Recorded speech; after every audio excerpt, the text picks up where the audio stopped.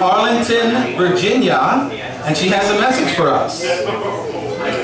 How's everybody doing this evening? Alright. Very, very quickly, I just want to say one thing. Every so often, we all go through some things in our lives, and things just aren't that great, and it's just a hard time, but you know what?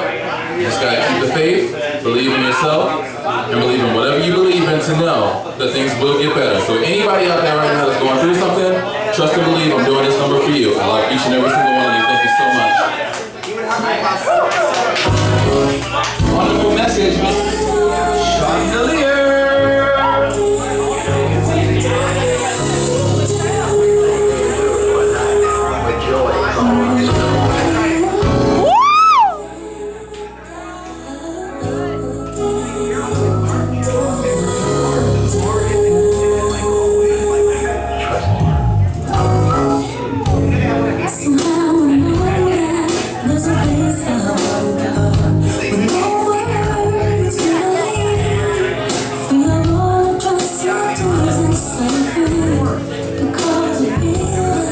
Unconditional love.